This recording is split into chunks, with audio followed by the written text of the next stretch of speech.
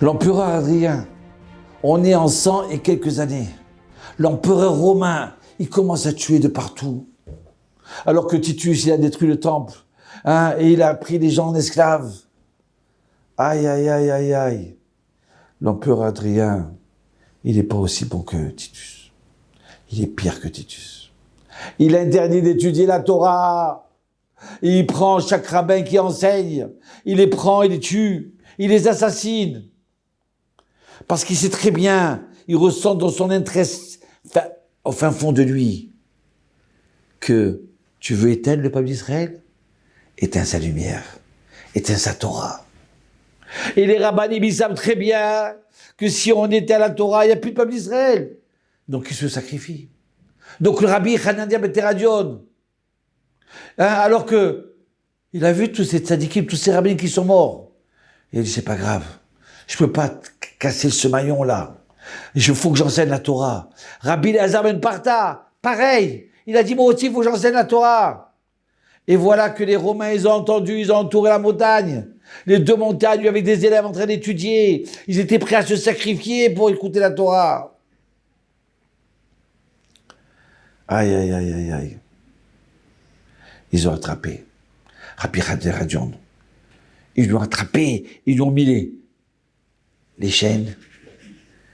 Et Rabbi Elazar ben Parta. Ils se retrouvent en présent les deux. Et Rabbi Elazar ben Parta, qu'est-ce qu'il pense à ce moment-là? Il voit Rabbi Radion, il pense à une seule chose. Je veux remonter le moral. Rabbi Radion, tu as de la chance, tu sais toi. On t'a arrêté parce que tu as enseigné la Torah. Tu as fait une faute. Moi, on m'a arrêté parce que j'ai fait 5 fautes. Dont une d'avoir enseigné la Torah. Et là, Rabbi Radion, il pleure. Il dit, moi j'ai fait une faute. Toi, tu en as fait 5. Tu en as fait 5, mais tu seras sauvé. Je vais prier pour toi pour que tu seras sauvé. Moi, j'en ai fait une. Et je sais que je vais mourir. Et oui, voilà que les 5 accusations, chaque fois qu'on accuse, sur une accusation, tout de suite il y a un miracle. Il est sauvé, Rabbi Elazar ben Parta.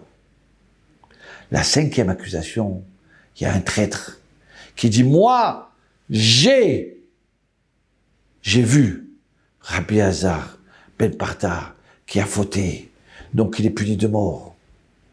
Alors on lui dit, bon, viens demain, tu vas témoigner, comme ça on termine avec lui. Et le soir, il arrive. Tout le monde pleure. C'est pas possible. Tous les rabbins ils ont été assassinés. Mais on ne peut pas laisser Rabbi Elazar. Comment on va faire? Rabbi Elazar ben Parta, comment on va faire? Ah, écoutez bien ça. À ce moment-là, Hachem dit à Eliyahu Hanavi, vas-y, descends. Regarde les bénis d'Israël, comment ils prient, comment ils supplient. Vas-y, va le sauver. Eliyahu Hanavi descend de ce monde-là. Il descend en forme de prince romain. Il attrape le traître. Il lui dit, tu as vu tous les miracles qu'il a eu, Rabbi Elazar ben Parta?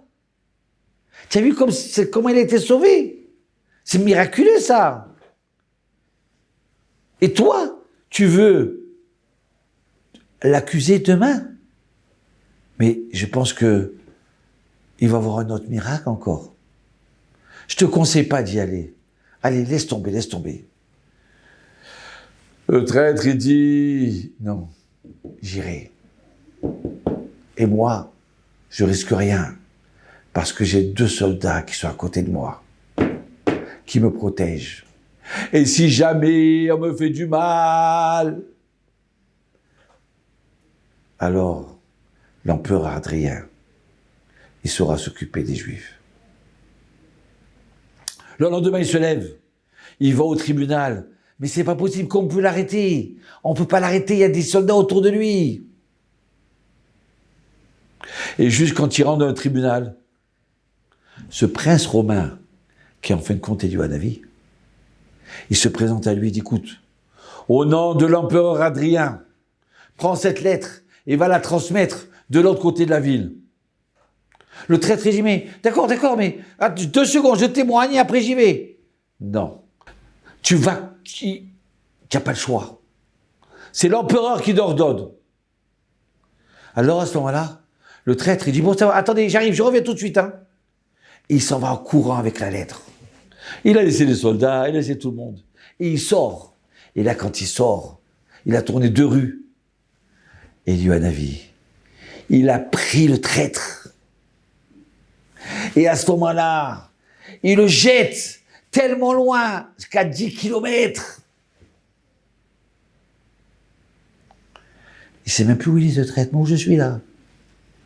Et les juges disent, nous alors, il a dit qu'il revient dans 5 minutes. Ça fait 1 heure qu'on attend. Bon, on lui donne encore 1 heure et c'est terminé. Et au bout de 2 heures, il n'est pas revenu. Le juge, il dit,